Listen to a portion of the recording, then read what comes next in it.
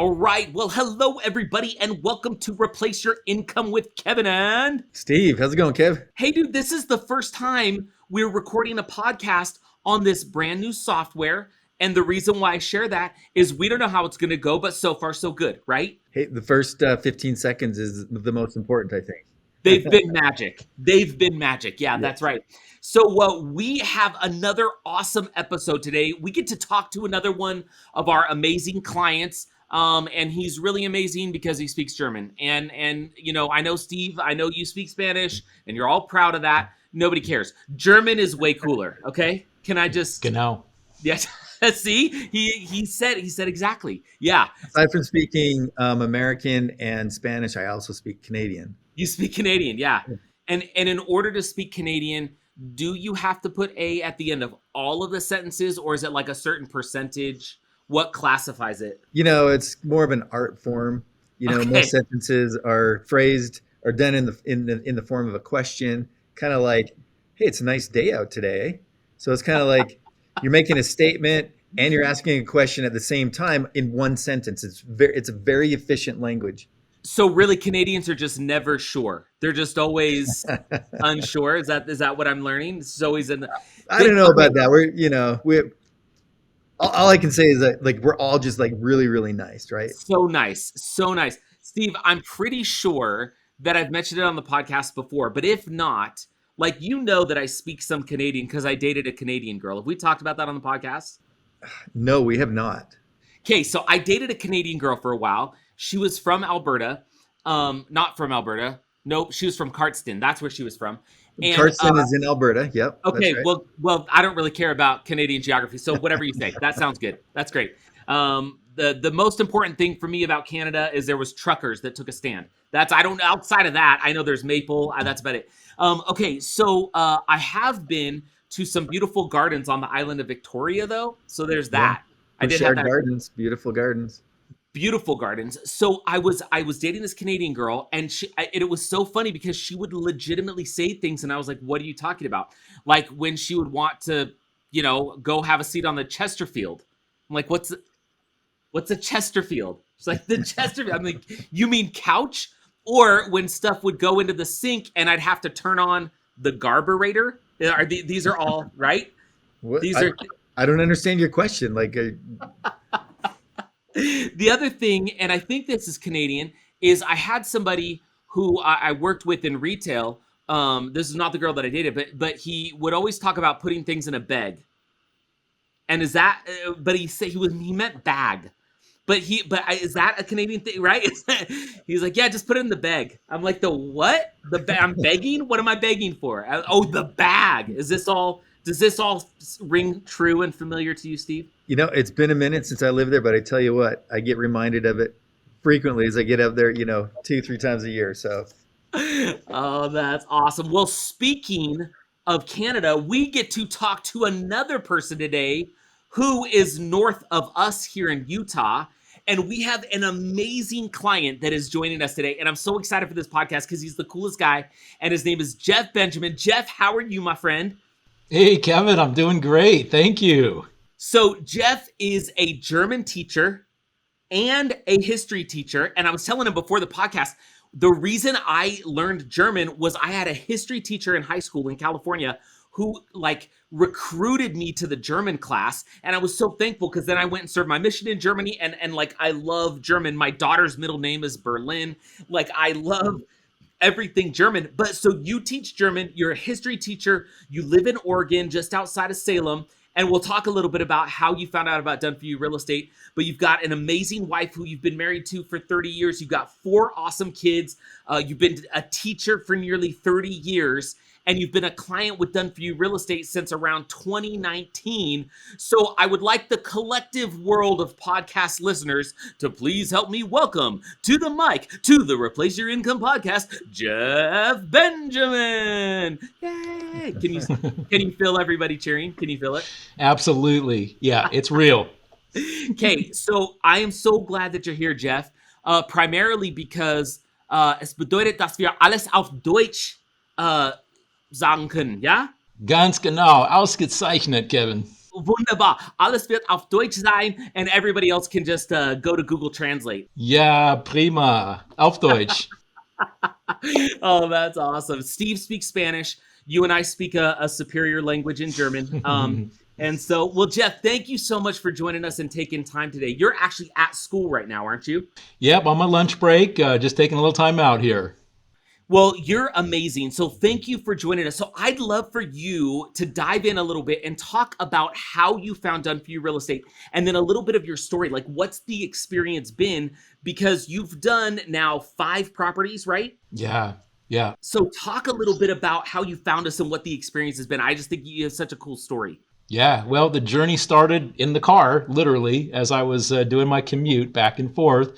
I had about a 45-minute commute each way. It's not a bad commute, just one stoplight, mostly highway.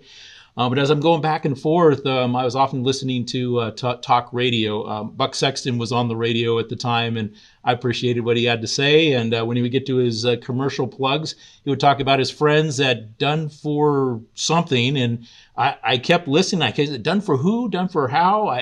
So I finally started doing a little research, and I've pulled it up, Done For You Real Estate. And after checking things out a little bit, well, we began our investment journey with Done For You, but it all started on AM Talk Radio, I guess. Yeah, that's awesome, Buck. What's up, buddy? You know, for those of you that I think you probably know, we did an episode with Buck years ago. Buck Sexton, who's now the co-host of the Clay Travis and Buck Sexton show that took over for the Rush Limbaugh show. Buck is a great friend and an amazing client who's also done multiple properties with us, and so Buck will be happy to know. I'll send him this clip. I think he'll probably be thrilled. I think he just got back from Scotland, so he should have time to watch this now. Awesome.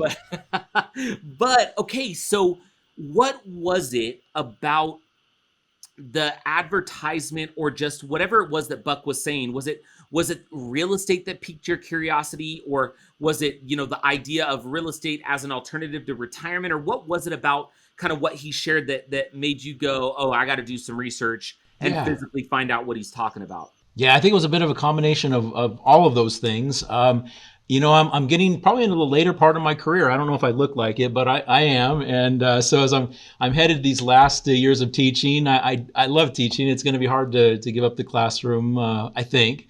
But as I was getting as we're getting closer to retirement, I was thinking, what we have put away in the 401k or the IRAs or whatever, is it going to be enough to stretch? And I just had a feeling, because we lived overseas and back then the what we were putting in really wasn't quite enough. I was looking for something else, and I knew that the real estate could be a vehicle. And that's when I started making the connections. Oh, here's a little company that can actually help us to begin that journey.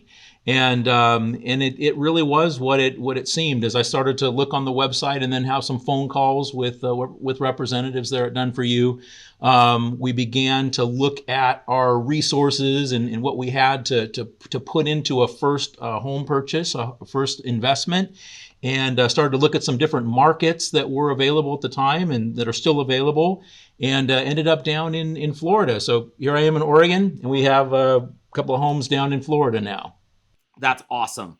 I love it. Okay, so what was it? I'm just curious. What was it about Florida? Because, for those of you that don't know, as we kind of talk to somebody that's getting introduced to Done For You Real Estate, we'll help kind of strategize and answer questions. And then, our clients get assigned an acquisition coach that'll really kind of work with them and help them determine which market. What was it about Florida that for you was attractive? I'm just curious. Why was that the first place that you said, you know what, that's where we want to go?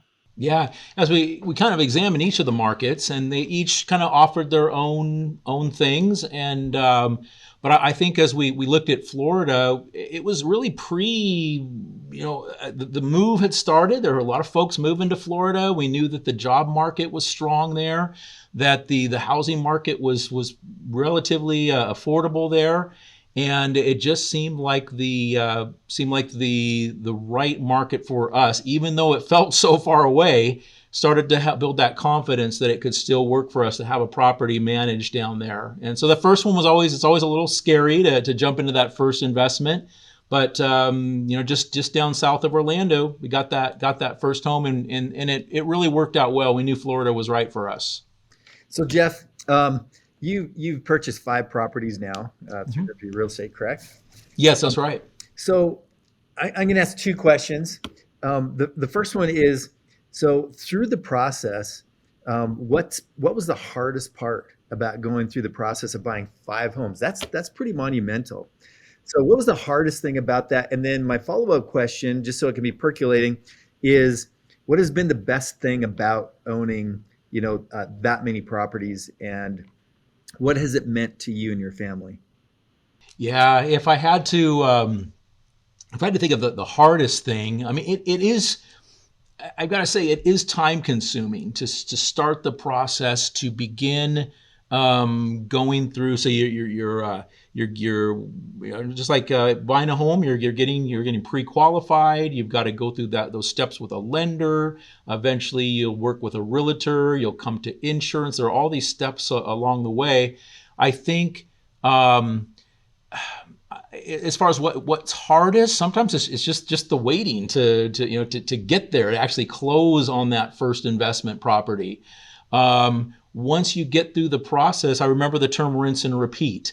Well, we made it. This is great. Okay, we're sailing along. We put the time in. We worked with Done For You. We had all of the team helping us at the different stages along the way. That property is now, we have a tenant, and we're starting to earn some income. So I think that that was probably just the hardest, was the initial waiting and getting through the process. Yeah, no, that makes a lot of sense, and that's kind of a similar feedback to a lot of clients, where that beginning stages, right? You go through the pre-approval process can be a little bit arduous. Collecting all the documentation, that kind of a thing. But the nice thing, I guess, once you built that file, maybe the second property was a little bit different, a little bit easier, maybe.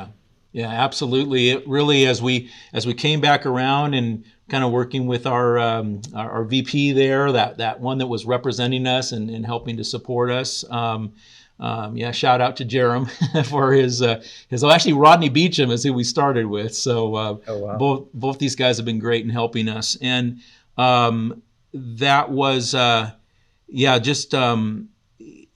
they were really helpful throughout the process, and then as we started working with that first property and seeing it managed well, it's the question started coming. Well, we did it once. What would it take to do it again? So we started to have those conversations. Where else could we free up some capital, some resources to do it? And every time it was a little different that we purchased a home, but it was always working with Rodney or Jerem that we came up with ideas to move to the next step in the next home. It's funny you talk about the waiting. I saw a clip on social media. I'm a big football fan, and Brigham Young University is joining the Big 12 this year. And they've got this transfer. The kid's been at a couple different schools, but it's his senior year, and he's going to be QB1 for BYU, and his name is Keaton Slovis. I think I pronounced it right. And I saw this clip on social media, and he's standing on the sideline, during camp or whatever, and it was like a hot mic, and he's like, "Ugh, I hate waiting." He's like, "I love football." He's like, "I hate the waiting." It's like, you hurry up and you wait. And then, we have an offensive series, and then we score or whatever, and we get to the sideline, and I got to wait, and I hate the waiting. And I would say the exact same thing. I know for the properties that I purchased this last year, it always feels intense when you're going through, I think we've done about 4 properties this year. And the first one, just assembling the file, it definitely takes some time, right? And then depending on the lender, and you've probably seen this, depending on what number property, depending on the lender, sometimes depending on the market, and depending on the underwriter, those additional loans, some of them may take more time than others. Some may require some additional clarification. But I always remember feeling like as I'm going, it was kind of like my personal resolve that if I'm going through the purchase process, I will make the response to strategic lending or to Dustin or to the lender top priority. And that was always something that helped me kind of manage the time commitment. I'm not in front of a classroom teaching awesome kids how to say things like wunderbar, Yeah. But Krankenwagen. so yeah, yeah. So if I'm sitting in my computer and I would see something come through, I would kind of be like, oh my goodness, let me put it together and get it over. And that helped manage it a little bit. But I know there's so many times, and if you're out there listening and you're kind of thinking like, I'm ready to do my first property, I don't really know what it's going to take. It will require a little bit of headache, a little bit of frustration, a little bit of time, especially on that first property. But then it does get a little bit easier. And I would also say this, I don't know if you have thought this way too, Jeff, but when I think about that, I always love to think of the time that I spend. I didn't always do this. I didn't grow up in an entrepreneurial family, love my parents, but it was just never, you know, it was, time was a thing that was had and used, but it didn't feel like the precious commodity that it feels like to me today, right? And I think that that is one of those very truly limited things that all of us have. It is a limited commodity, our time. And part of the reason why we have Done For You Real Estate is we're trying to eliminate as much time as possible for people to build a portfolio. But when it comes to what is required, I always think of my time in terms of return on investment. And so I go, okay, I'm frustrated that I have to put this loan app together. I'm frustrated I have to gather these documents again, or I'm frustrated that I have to provide this clarification to the lender or whatever it is. But I would always go, wait a second, how much? I would always do this quick calculation. I think about the property analysis that we give, that you've seen plenty of those, Jeff. When you're analyzing a property, and we have this number on the property analysis that you wouldn't have had on your first few, but on the more recent ones, we have this number. I like to call it the magic number. And it is actually, Steve and I did a podcast on this number years ago. And it was the idea of like the most important numbers in your real estate. For me, I call it the magic number. And it's if I invest X over a 10-year time frame, it will produce Y. And I'd always look at that number and go, I know that is a future number, but am I willing to deal with a little bit of frustration right now and a little bit of time right now? What is my return on that investment of time? And I don't know if you would agree with this or not, but I feel like the return on investment of the time that I dedicate up front to acquiring a piece of real estate, I don't know if there's a better thing I've ever done in my life from a financial standpoint than that kind of investment receiving that kind of a return. I don't know if you'd agree with that or not, but No, I would agree with you, Kevin, and I think that, like Steve was alluding to, once everything is in place, yeah, the first one is work. It's getting everything set up, but once you've gotten through it and found those niches of time that you need to get everything gathered, collected, looked over, approved, from there you have the relationship set up and the different things in place to reconsider as you move forward.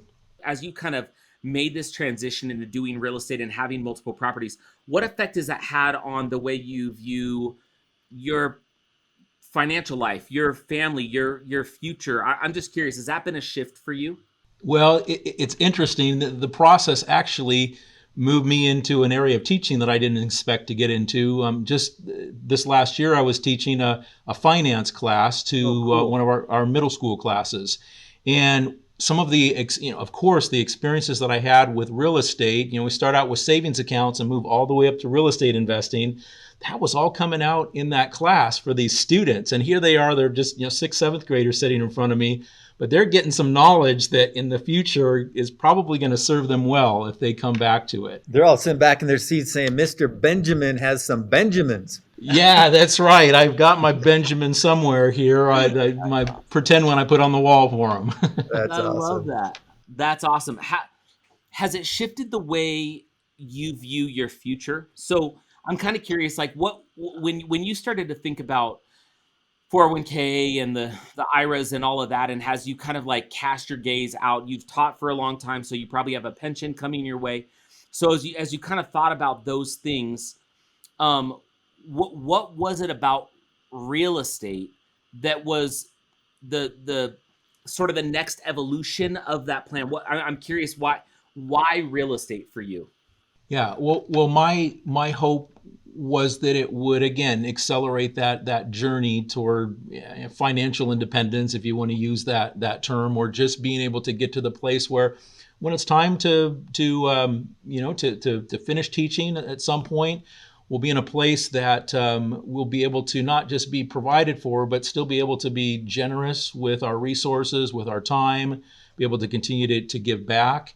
And I could see real estate being able to do that for us. I mean, my mind is going different directions how I can, reply to that. But I done for you's approach to just simple conservative real estate investing is really something that resonated with me, and then just kind of moving our portfolio forward. So that's why real estate. And I at the time. I've always, we purchased our first home a year after we were married, Kathy and I. And so we were always inclined to, I knew something, and there was something special about real estate as an investment. But I've come to understand it and realize it even more in these past years. Has your wife been on board the whole time? Or, because I know sometimes, even my wife, we've been doing this for a long time, but it's just not a world that she spends a ton of time in outside of just kind of trusting, what Steve and I do on the daily. But is your wife kind of more inclined to this sort of thing, or was it difficult for her to kind of wrap her mind around, we're going to dive in like this and own these properties, or what's that experience been like? Yeah, I think that's really similar to our case. I think I was the one that was taking the lead, the initiative to get things going. But I kind of like to say Kathy was always looking over my shoulder. And as I am learning something new or saying, hey, what do you think? Let's do this. I've always felt she's always been very, very supportive, and just that trust as we're working as a team. I'm the front communicator with most things, but yeah, she was right there supportive along the way. Now, have you talked to your kids about kind of what you're doing too? Are they kind of familiar with what this could mean, not just for you, but also for them in their future? Absolutely. My oldest son, he's 26 now. He's in the Army, and he's already he's made 2 purchases of his own, 2 homes. Now he hasn't connected with Done for You yet. That's still on his plate. He wants to come back around and see if he can purchase an investment property that way.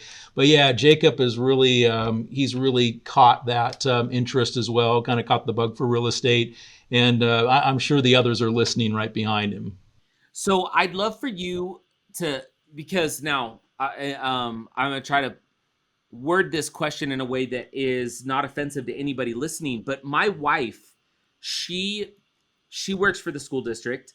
My mom spent her entire career working in the office for the school district. My father-in-law was a teacher for many years. Some of our favorite and most successful clients have been teachers, but we all know in the United States of America that teachers are probably some of the most underpaid based on what you bring and the value that you give to the world. Because when we think of economics, it should be as simple as the more value you give, the more you receive in return. That's not always the case for teachers. You guys provide so much more value to the world than you're ever compensated for on the other side of that. And I know, educators are some of the most saintly, incredible people on the planet. I'm so thankful for teachers.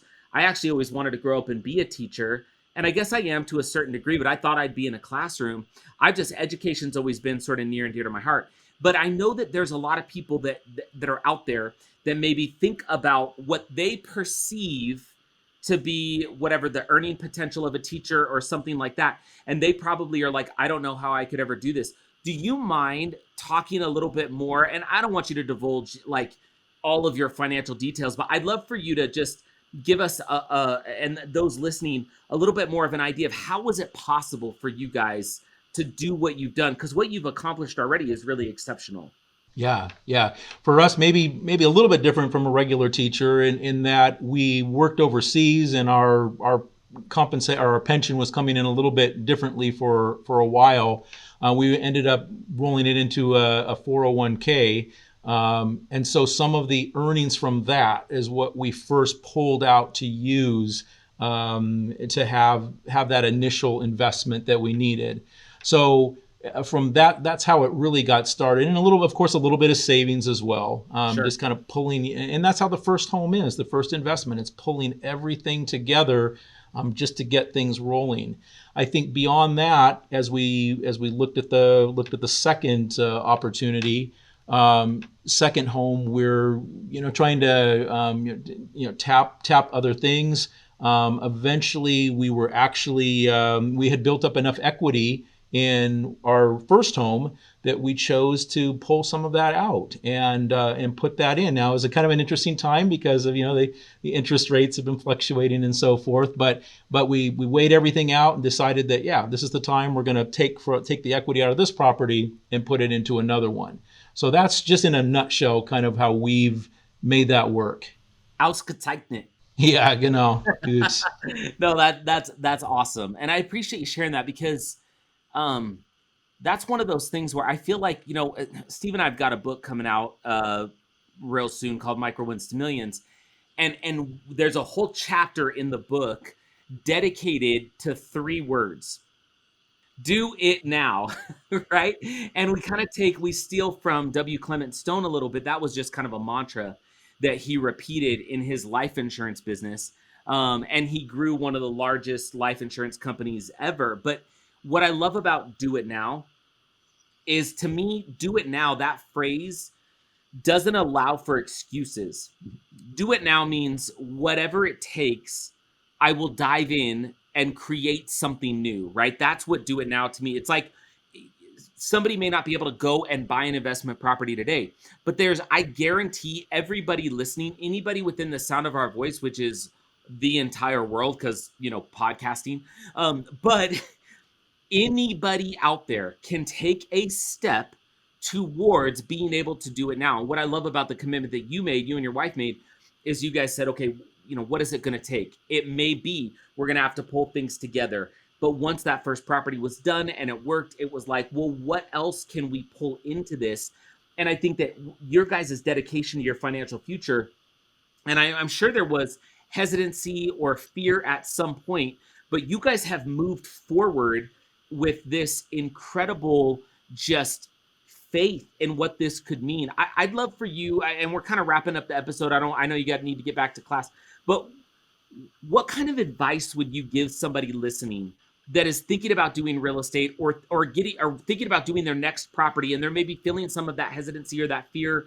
How could they be more like you and your wife as you guys just dove in to move forward? I'd love for you to just kind of share your perspective on that. Yeah. I think if there was ever a time that maybe we had some concerns about, is this the right thing to do with our resources? It was probably right at the beginning of the process. But once we got through that, a lot of just kind of thought, planning, prayer, everything that went into that. It was definitely it felt like a decision that was well made, and I would just encourage anybody who if they just want to have something solid, an initial solid investment in real estate, a single family home is a great way to get started, and kind of be what I would say to that. Well, I love it. Thank you so much. Well, you got to get back to class, and because you skipped your lunch, you're gonna have to send me a text and tell me what your favorite restaurant is so that I can send you a gift card so we can make up for this meal that you lost. But I just want to say from the bottom of my heart, vielen Dank. Thank you so much for coming and being here and sharing your story. You're just an awesome example, and what an amazing story, what an amazing man, what an amazing family. And also, everybody should learn German. Yeah. I think that's bitte. Right. Do you agree? Yeah, bitte, bitte. Yeah, ich bin sehr dankbar.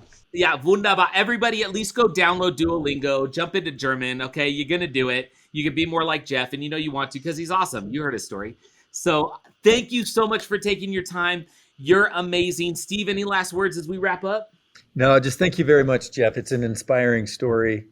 And you're the epitome of what, why we're in business. It's fantastic. So thank you so much for sharing it today. Yeah. Thank you, Kevin and Steve. Appreciate the time. Thanks so much. All right, everybody. Thank you so much for tuning in. Remember to go and like and follow the podcast on all the podcasting platforms. Subscribe to the channel on YouTube so you can check out the shorts and click that little reminder bell so that when we have new stuff come out, you're right there for it. And make sure you go and give us a 5-star rating if you haven't. And if you don't want to give us a 5-star rating, then don't give us any rating at all, because 5 is all we'll accept. Right, Steve? Yep. I'm just kidding. Anyway, thank you so much, everybody. Thank you for listening. Thank you to Jeff, and we'll talk to you real soon.